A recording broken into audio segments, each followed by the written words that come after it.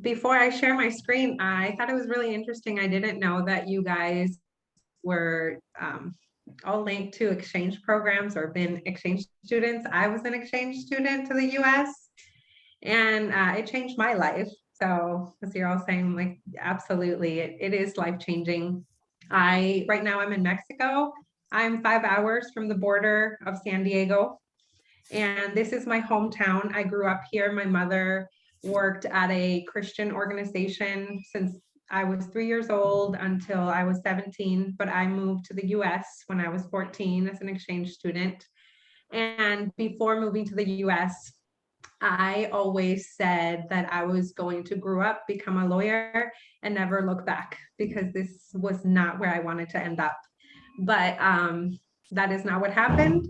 I did leave, and when I was out of this community, I saw how much bigger the world is. And I don't know if you've had it, but when you walk away from something and you come back, you see it through different eyes, and there's a different perspective. And when I came back from the US from high school, and I was going to go to law school here, I remember coming back to my community and seeing the poverty that I grew up in, that I had never identified as poverty. I came back and seeing everybody works in the fields. My family, I was the first person to go to university. And having lived in the US, I lived in Washington. I don't know if you guys are familiar with Washington State. There's a small town called Linden, Washington, by the border of Canada. It is 99% Dutch.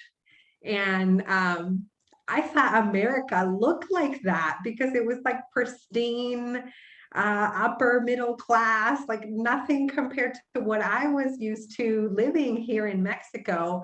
And when I came back, I was just in shock of how much, not just the poverty, but the garbage on the streets, the graffitis, the way children grow up playing alone because parents have to go to work. And I started to realize, oh, that's not normal. That's not good. We can do better. I have seen it done better. I want something better for my community. I don't want to pretend that this is as good as life can get for us. So when I went to law school, when I was done, I decided I was going to give 1 year of my life back because I had gotten so much growing up. And I decided to volunteer at a center for children with disabilities. And I was teaching, even though I had no teaching experience, but I had volunteered there in the past, and I had just fallen in love with children with disabilities because they are so loving, they're kind, they're open, they're transparent. You know, a lot of us always have to put on a face and pretend that we're always okay. And we have to kind of guard our emotions, and people with disabilities tend to just be really safe in who they are. And that was so healing for me because I had grown up always having to present myself in a way. I can be a very controlled person. So just seeing how open they are. And I just fell in love with people with disabilities. I remember telling my mom, one day I'm going to adopt a child with a disability. She's like, no, you're not. You're just speaking out of like emotion.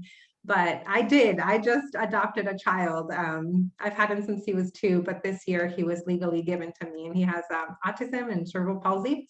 But I'll get into that in a second. So after I started volunteering, I stayed there for 3 years because I realized the world of working with people with disabilities is where I want to be. That's my home. I love people with disabilities, and I want the world to get to know them, especially in my community.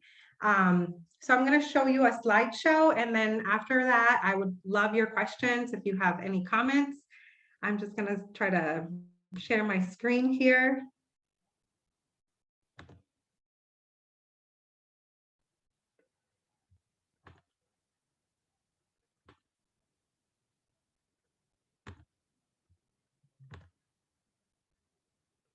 Is it sharing? Yes? All Yes. right. So like I was saying, there's a green, do you see a green square?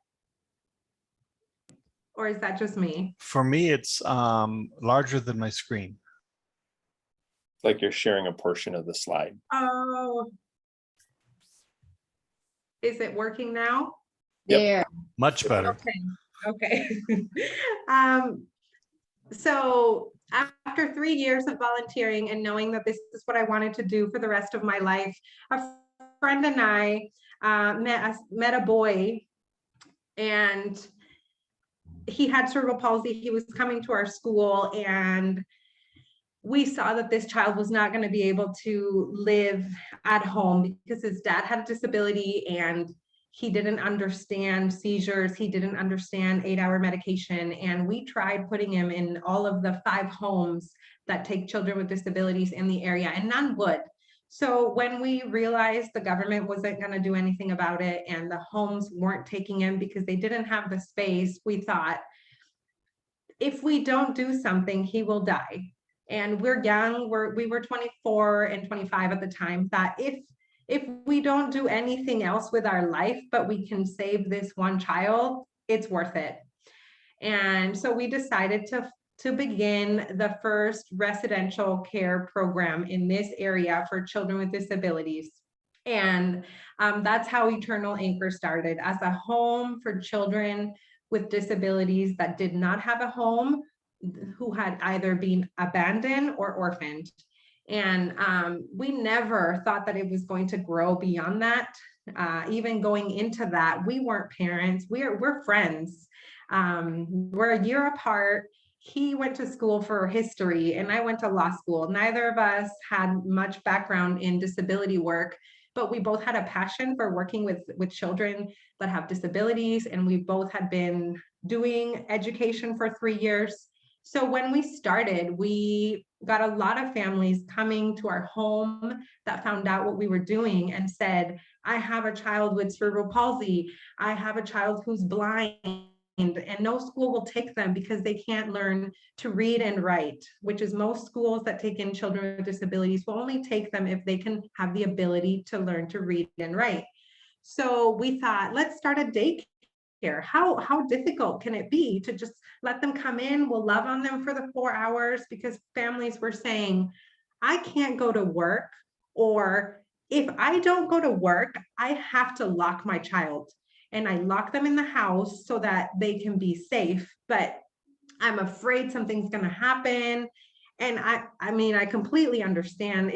It's really difficult to find people that want to take care of children that have disabilities. They're afraid of their needs and not knowing how to understand them and how to feed them. So we started a program. So we started as first a home, then we moved on to what we thought was going to be a daycare. 3 months after we started that daycare, we already had 12 children enrolled.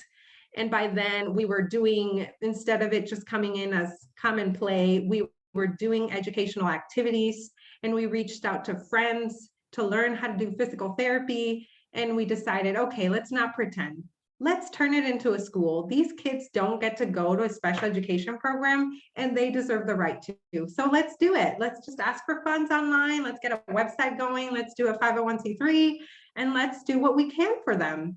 And within the first year, we had 25 students come for our school. After that, we were given a community center to use. So we thought, let's also incorporate adults with disabilities. Let's do something for them as well.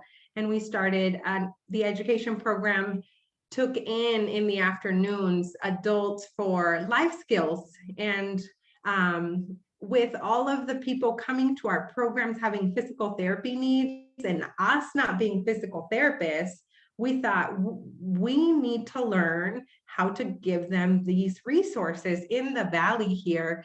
Like I was saying, it's very rural.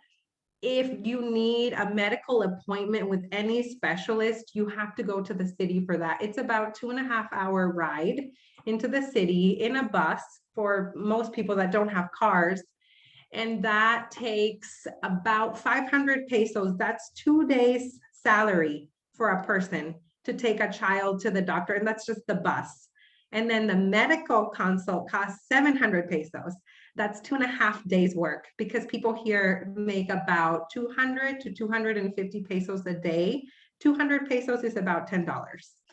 And so we thought these children need physical therapy. We're learning that with physical therapy, they can have a longer life. They can learn to walk. If we don't have a physical therapist here, maybe we can learn something. And we started to network with people that have these abilities and that said, we would love to come down. So once a year, we started doing a program called Love Extended. And once a year, we bring therapists from the US and Canada, speech therapists, physical therapists, mobility specialists, and they train our staff and people in the community that are willing to learn, mostly parents and some educators from the local schools that want to learn how to give physical therapy, how to aid their children at home, how to, in the public schools, how to incorporate the children that are already enrolled and that they were just having them enrolled for the sake of having them enrolled, but not really giving any education. So the school, this was all, it's going to be 7 years that we started this in December. And the school and the home were set up within the first year that we started Eternal Anchor. After that, we brought in the adult program and the therapy and community development services. The residential home, like I said, is the heart of Eternal Anchor. We began this nonprofit to take in children with disabilities because of the need here. And I don't know if you're familiar with how a lot of cultures have this, but in Mexico, it is very clear that conservative families believe that children with disabilities are a curse from God for past sins. And growing up here, I never saw people with disabilities out in the stores or at the flea market, at the church. It was rare. I think I had contact with maybe 3 people with disabilities until the age of like 19. Before then, you just never saw them because people kept them at home, embarrassed or afraid of judgment from other families that they had a child that couldn't walk or see, that was still in diapers. And people didn't understand diagnosis. They would think that a person with autism had either demons or they just call them crazy. There was just a lot of lack of information because this part of Mexico has a large community here is uneducated, and they do believe these old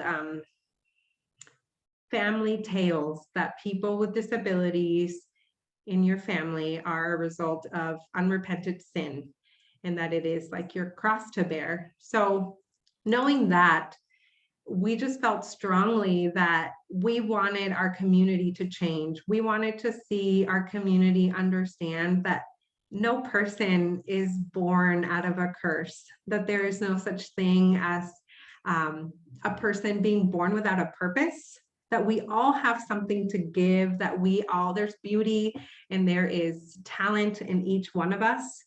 And that is, I mean, that's the heart of Eternal Anchor. This home, we make sure that the children in our home, they're not cared for by 8-hour workers. I'm the director of the home and a co-founder, but I've been a house mom since we started. So in December, it'll be 7 years that Austin and I have cared for one of the homes, and the children in that home, they're our kids. We right now have 6. Out of those 6, we have made a full life commitment to 4 of them. 2 of them we cannot adopt. But Raul, the blonde boy down here, he's my son. I just legally adopted him. He was the only one in our home that could be adopted. And the rest, even though we legally cannot claim them as our own and take them out of the country, they are our own and they will live with us until we go. We love them, and we do the same in our other homes. We have right now 3 homes. We have 14 residents, and all of the homes run with caregivers, like a mom and a dad model, because we've seen that children need affection from male and female growing up to develop healthier bonds. And we're all about making sure that our kids can reach their highest potential. We want to make sure that they do chores and that they go to school so that they feel empowered and know that they have something to give back and that they're a part of a home, that they're not just there so everybody does that something for them, because then they feel like they have nothing to contribute. And we see like they love going out to do laundry, and when we're going to watch TV, they all know they have to put away their toys and they know exactly where their things go. So we're proud to see how they know that this is their home. On here, this is one of our beach outings with the boys that live with me on one side, and then in the other picture you can see Julia, who just had a quinceañera. She is 16 now, and we got her because the government took her away from a situation that she was in. She was sold as a child bride at the age of 14. So when we got her and she turned 16, we decided to make her a quinceañera, even though it was a year later. And for us, it really was for her to regain her freedom and her purity, because she wasn't allowed to be a child. You know, she was sold and made to pretend that she was someone's wife when she was only 14 years old, and in her mind, even younger than that. So we had this massive party and she danced, and it was just beautiful. And we love that we can be a place where Julia can feel safe, where she can regain her purity and see her worth, because she came not understanding her worth or understanding what it was like to be in a family. The other things that we do through Eternal Anchor, we really believe in whatever we do, that we do it holistically. Because if we only do one part of it and we leave everything else out, it's like if you bring children in for education for 4 hours a day and then they just go home, what happens with the rest of their life? There is no change at home if you can't deal with a systemic issue holistically. So we give therapy services with horse therapy. We have a ranch about 30 minutes from where we have the residential program. And we have 38 children from the community enrolled for horse therapy. We have 4 horses right now. We have goats, chickens, ducks, a pig, some goats, rabbits. And the whole point is to allow family to go out there and enjoy their children. Because when you have a child with a disability, it is really difficult to get out of your house and to do an activity, especially here where there are no sidewalks and the parks don't even have swings. How do you have family time outside of your home in a safe environment, in an inclusive area where your child with a disability can have a playground with turf and a swing that's adapted to them? It's like a park. And the therapy brings the family, because the child comes for therapy, but they bring all of their kids anyway. So it's really neat to see when families go out there to bring a child to therapy, because you don't just see the child that's there for the therapy, you see the whole family enjoying the area and spending time together, which is so necessary. When you have a child and a child with a disability and you don't have time to just enjoy your child, it can be very taxing. I'm sure, like if any of you have been parents, when you don't have that quality time where you just enjoy a child, it can get scary as a parent when you don't have those breaks. The other thing that we do is that we provide mobility equipment to our community. Like I said, we cannot just give 4 hours of school and think that we're changing our community. It has to come from all angles. And one of the biggest issues in our community is that we are the only shop that provides mobility equipment in the area, actually in the whole state. There is no other place in the whole state of Baja that provides you wheelchairs, walkers, standers. You have to go buy them for very expensive online, or try to find them at a flea market, and then it's not made for you. It won't have the seatbelts that you need. And it's sad because this is not a commodity. This is it's a need. It's a basic need. They cannot leave their home. Actually, they cannot leave their bed if they don't have a wheelchair.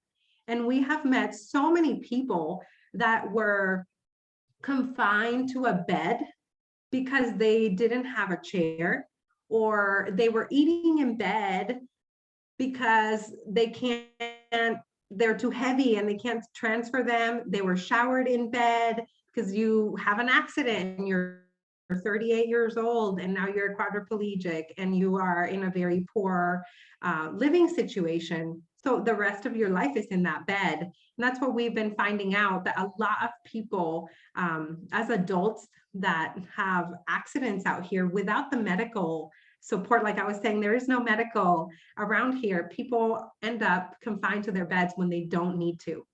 And they are told they can never have a job again because they can't walk. We've adapted tricycles for people to go to work. We have given them bath chairs. There are lifts that are given to the community for wives that have husbands that are quadriplegics and they couldn't get them out of bed anymore. In this picture, you see Alondra. She comes to our school, and that's her mom. And the other picture with her son, that's her home in the background. And her home, I don't know if you can see in the background, but there's a ramp to that house. So it was adapted so that she could have a ramp going into the house, and her wheelchair is getting fixed at home because she has a wheelchair at home. She has one at school. And you're seeing in that picture, the therapist is fixing the chair and the social workers interacting with Alondra, because we make sure that we not just give them education at home, but that we also educate the parents as to how to use their equipment, and that not just educate them, but to just spend time with them. Because one of the biggest things for residential care is not to bring in each child, it's to keep children at home, and we only take in when absolutely necessary. And by keeping them at home, part of that is prevention and making sure that parents feel supported and encouraged in their parenting so that we can prevent abuse that happens sometimes from burnout. This is the shop that we just had built. I don't know if you have heard of Driscoll berries. They're all over the US. Raspberries and blueberries, usually at Costco, but Driscoll's, they all come from the area where we're at, and they partnered with us and built us this mobility equipment shop. This is the shop that I'm telling you about. And in the other picture, you see our equipment specialist and our social worker adapting a wheelchair there. Pedro, he's 32 years old, and he has cerebral palsy. And our physical therapist, she's incredible. She's from Texas, and she comes down here and trains our staff. She has adapted the work so that he can still do all of the building that's necessary, even though he has some issues with his hands.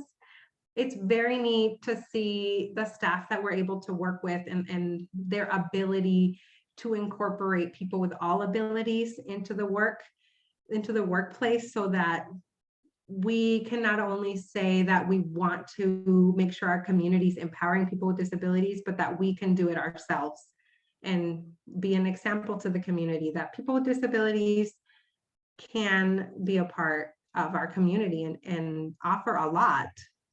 Lastly, we have our children's program. Like I was saying, we started with 20 some, and now we have 48 kids, not because there are no more children to come into our school, but because the building we're using only has a capacity for 60 children. Right now, the plan is we're fundraising, we have the building, and the plan is to build a school for 100 children in the morning and 100 adults in the afternoon. We're using a community center that's been leased to us for the next 5 years, and we hope that in this time we can fund the build for this incredible school that will not just have 100 kids there, but it's going to have a gym and a therapy space. It really is, it's a large area, because when you have so many wheelchairs and gait trainers and all the equipment that they need, even a classroom, it just requires a lot of room and a lot of staff. We tend to have a 2-to-1 ratio for every 2 children, 1 staff. These are some of the pictures from the kids that come to our programs. We take them in as young as 8 months old to give them physical therapy and to help them develop much faster. And we take them in until they're 17. And from there, they transfer to our adult life skills program. And our adult life skills program right now is mainly in giving them life skills training, like cooking and cleaning, gardening. They make bracelets, and they have been stamping some bags that we sell when there's people that come, and they all make a percentage of everything that they make. At the end of the month, they are paid for all of the work that they do by piece. And our hope is that with this adult program, in the future, we can employ them and find partnerships in the community where the community can employ them as well.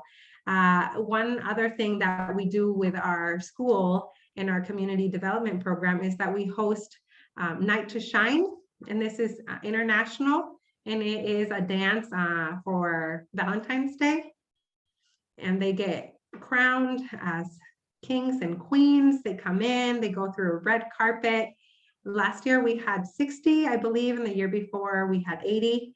And we invite them from all over the state where they can come and be celebrated. And we have sensory places for them. We just make sure that all of their needs are met and that they're celebrated in the way that they need to be celebrated.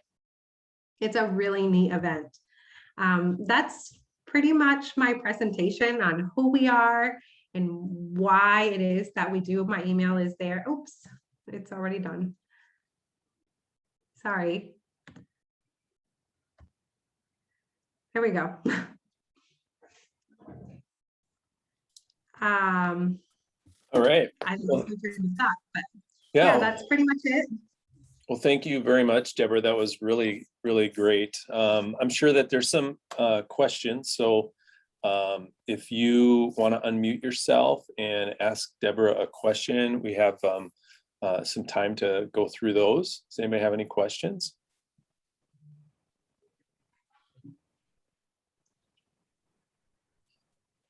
Deborah, I just wanted to say how loving, I mean, your whole approach started out with just a heart of love, and that's what came through in every one of your slides. I just wanted to thank you and commend you and just say, wow, what a job you're doing.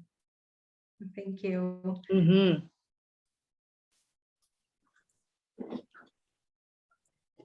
Lynn, can you tell us about maybe some of the volunteering you did? Because you were there, right?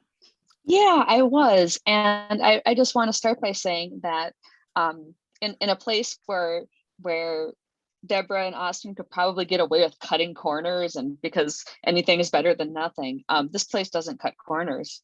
It is a place that American parents would want to send their kids with disabilities. The instructors that they had were phenomenal. The facilities were bright and happy and clean, and you could really see the students that they blossomed by being there, and that it's given their families a little bit of respite and hope and pride in their kids.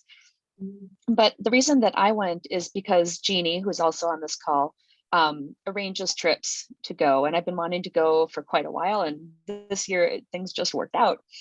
So yeah, we got there. My job was just to be helping hands. I don't have any special skills I'm not a physical therapist. I'm not I can't really build things, but my job was just to be extra set of hands and support the teachers in their jobs. And most of the teachers that are there, most of the staff is hired locally. There are a few American volunteers who are there full time, but it's mostly local staff. And what I would do is I'd be assigned to a particular child, and would work specifically with that kid. So the teachers could maybe spend some extra time with another student who had some therapy needs that they might not be able to do otherwise. And the other interesting thing in our group that was there, we had people from age 7 up until, gosh, our oldest one is probably in their 50s. So it was an appropriate experience for all involved. It was really interesting to see how the 7-year-old could connect and play with the kids different than somebody like me. But yeah, it was a really, you could tell right away, it was a really well-run operation. And one thing that Deborah didn't talk about is the local park project with the adult learners. Maybe you can say a few words about that, because that's a pretty cool story. Are you talking about when they go clean the park? Yes, yeah. Oh, yeah. So on Thursday mornings, usually they do a community service, because for us, it's so important that our community understand that people with disabilities can give back.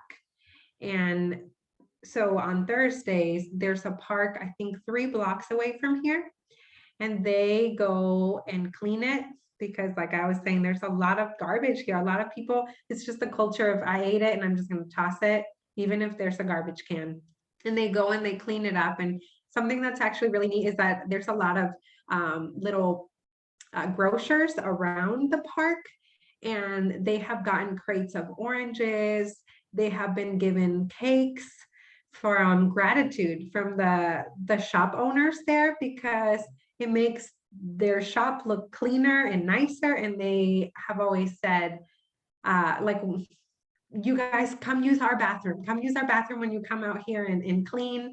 And they always keep saying, I just cannot believe that they're cleaning when people like us are the ones throwing things and making it dirty.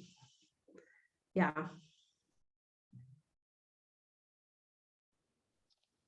Is there a way to get like the different pieces? Because like I have a friend that always goes to teach at a school in Mexico, and help you get the word out. Like I have to go to physical therapy every 2 weeks. It's going to be where I'm at, but I could share that with where I'm going to get the word out that there's this program that they, because there's a lot of people who would be willing to take the time, to do like a vacation type thing or something like that to help your organization, but to help maybe you get the word out to different professionals that would be more specific to what you need. Yeah. We have a website. It's eternalanchor.org. And on there it says how to connect, and it has our phone numbers if you guys want to like ask questions directly. It has where we're located if you want to come down. I believe it shows you the times on the calendar where we have availability for people to come volunteer. And an email, it's info@eternalanchor.org. That email is where if you're like, I would like to come down, or I'm a physical therapist, whatever question, Austin answers those emails, and he would answer all your questions as to like coming down, what does it cost, how do you get here, when would be a good time. Yeah. Thank you. I mean, it just sounds, my heart just kind of goes thumps that you focus on keeping children with their families, before you have to take any more outsource, and realizing that things happen because the families are stressed and the places to go. It's just amazing. And then that you've incorporated so many pieces to the puzzle in a really short period of time. Yeah. So it's really impressive and heartwarming. So thank you. Well, thank you for letting me speak. I'm always excited to share what we're doing, and I'm always in awe. Like, I cannot believe it's only been 7 years in December that we've been doing this. Yeah. How much of the funding comes from the country or from your state? Yeah, not a lot, unfortunately, but from the government, we get between $1,000 to $2,000 a year. Per From the student? government for having the children's systemic issue. Mexico doesn't know shelters for the children in the system, but they don't give a financial contribution, more than a couple thousand a year. They give us monthly food, rice, beans, oil, flour, really basic things. And other than that, we have to go hunting for local funding like we did with Driscoll's. So that's a company here, and they funded the build for the community center. And right now we're working, the hope is, because they are interested in building a therapy clinic, because there are so many physical therapy needs in the area. And there is a nonprofit in California that would provide all of the equipment and pay for the salaries of the physical therapists if we can have the clinic built. So the hope is to continue working with local companies that want the tax write-off. But through the government, it is very difficult to get money, even as a nonprofit. I hate to say this, but I do the Driscoll, I do evaluations. So when I get my fruit of my Driscoll, I go online and I supposedly earn coupons, which I've never turned in, basically, but I don't know why I still do it because I've never seen anything from it. But I would ask them, because, you know, that would, you know, it's kind of like the soup label, or, you know, in the United States, we collect soup labels or, you know, points on different products, and then the companies will take that and give it to the company.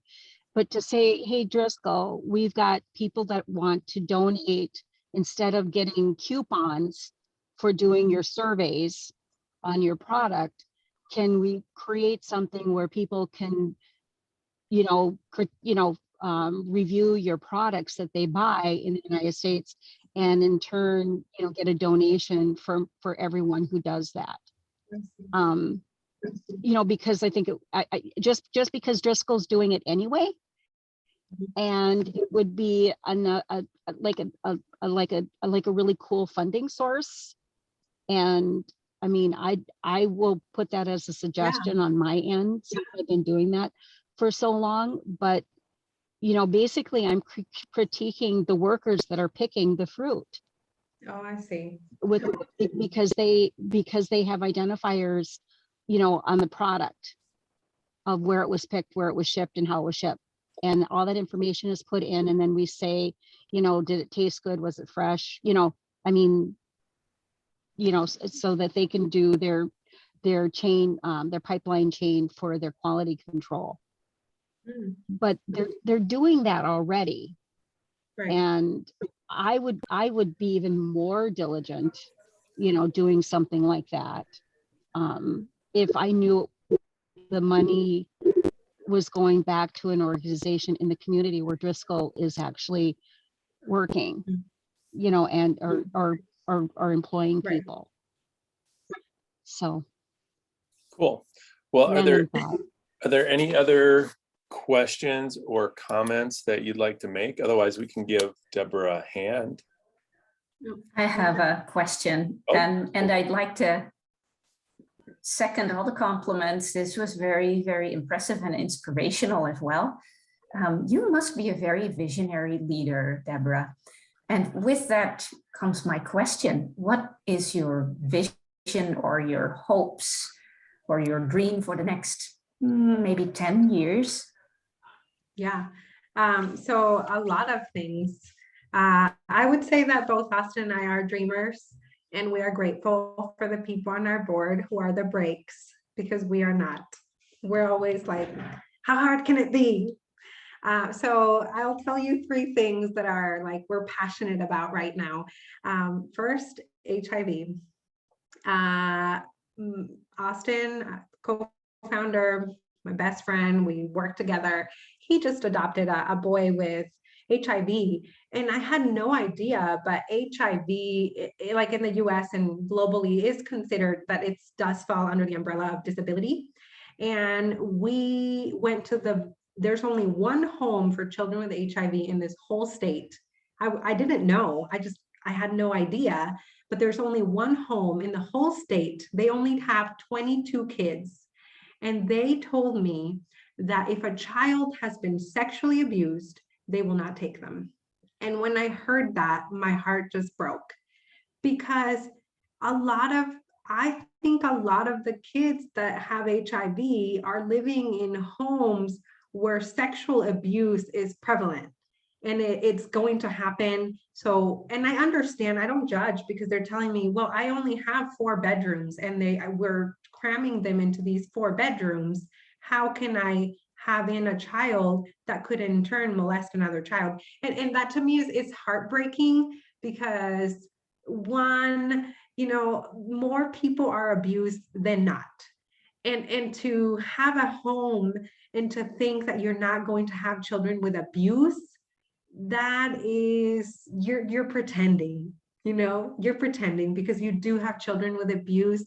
And if you cannot have a home without a plan on how to help a child overcome trauma, it's necessary. And on top of that, I hear that they're not being allowed to go to any normal school because they have HIV, and the parents found out that these kids all live orphanage, have HIV, and they've been kicked out of government schools. That's human rights violations, like extreme human rights violations. The only home is in the red of Tijuana. When we went to it, I thought our car was going to get stolen and I was going to come out and it wasn't going to have tires. And I like hearing, one, you don't take kids that have been sexually abused. 2, there was no child there over the age of 16. And I'm thinking, once they're of the age, where do they go? They go into the street. And I mean, looking around, it's a vicious cycle. The kids are taken from homes because they're not on HIV meds. They're brought in and they have developmental disabilities and other issues, both trauma and brain issues, because they weren't on meds, and their bodies are so small and they're malnourished.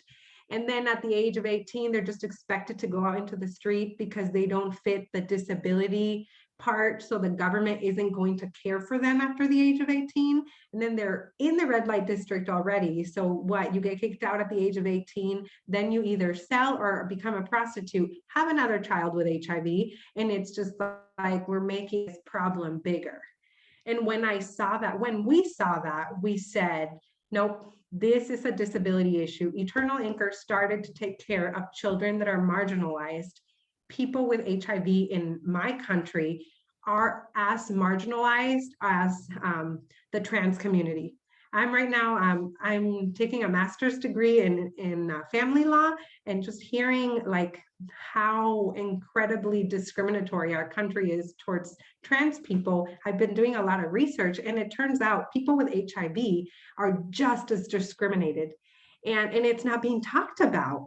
And when we brought this Austin's son here, our staff were so afraid. They didn't want to work with him because they didn't want to get HIV. And I saw, this is an issue. This is a huge issue. Because even the staff are very loving people, because of ignorance, aren't accepting of people with HIV. This is a huge issue. And I don't want Victor or any child to grow up in this country feeling like they can't get a job because of HIV. Especially, I mean, HIV, as long as you're on meds, it doesn't even show up in their blood. And we had to educate people on our staff, like they can lead a normal life. And even if they couldn't, we have an inclusion issue here, and it's not okay. So in the future, we want to see people with HIV celebrated, accepted, and not discriminated in our country. They should not have to disclose that they have HIV to get a job. Unless their job is to give blood to someone else, they should not have to disclose. that they have HIV. They should be allowed to lead a normal life. They should be able to go to a regular school and not have to disclose that they have HIV. We would love to see a home for teen girls that have been abused and have HIV, because we know there is no home for them. And I haven't even told this to the board, so Jamie's probably over there like, what? I didn't know that, but this is what we've just been thinking about, because we just saw it like a month ago. The other thing we want to see is we want to see people with disabilities, teens and adults with disabilities, have jobs. We would love to do like a visiting center, which is what we need because we get a lot of visitors, and we want it to be ran by the adults that come to our program and pay them for cleaning it, cooking, kind of like a practice run for a hostel. And in the future, when we have the money, we really want to do a business. We want to do a hostel where they can run it and be an example to the community of a business being operated completely by people with disabilities. But we're going to start small.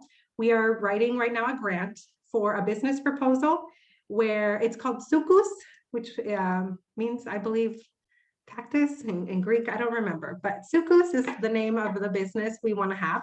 And it's going to be a cafe and a garden. How do you say vivero in English? Where you buy plants. I don't know how you say that in English. Greenhouse? Greenhouse nursery. Yeah, nursery, yes. And we are going to teach them how to make lattes and frappes and Americanos. And also we have a beautiful ranch that is full of succulent plants. So we're teaching them to transplant those and to put them in nice pots and sell them. So Sukus is going to be the first business we do that they run and they get income for. And we hope to see it turn into a larger business, not just to employ them, but because we want Eternal Anchor to be more self-sustaining and not rely so much on donations. All right. Those are the big ideas right now. All right. Well, thank you for sharing with us, and everybody can unmute themselves and give Deborah a hand. It's always a pleasure to have speakers, and we have speakers that are literally from around the world, whether it's something to do with exchange or something that they're really passionate about that ties in with Rotary. And it's obvious that you really have a heart for these young people and adults that have disabilities, and that you're putting your all into it. So thank you so much for sharing that. And I hope and continue to just think that that's such a great thing. And I hope that it continues to go well. So we're at 5:30 right now. Just a quick reminder that next week we have Olga, and she will be doing a Teach Me session. So we'll look forward to that. And then again on Saturday, we're meeting those of you who have tickets for the train and the fall leaves tour in Osceola. We'll be meeting up for that, and I think that's at noon. And then we'll have lunch afterwards. So The train departs at noon. We should be there at about 11:30, 11:45. Perfect. So that'll be a lot of fun to see everyone in person that can make it. So let's go ahead and close our session with the four-way test. And I think I can share this screen here. Let's see, can everybody see that? There we go. All right. So the four-way test is: first, is it the truth? Is it the truth? Is it fair to all concerned? Will it build goodwill and better friendships? Will it be beneficial to all concerned? All right.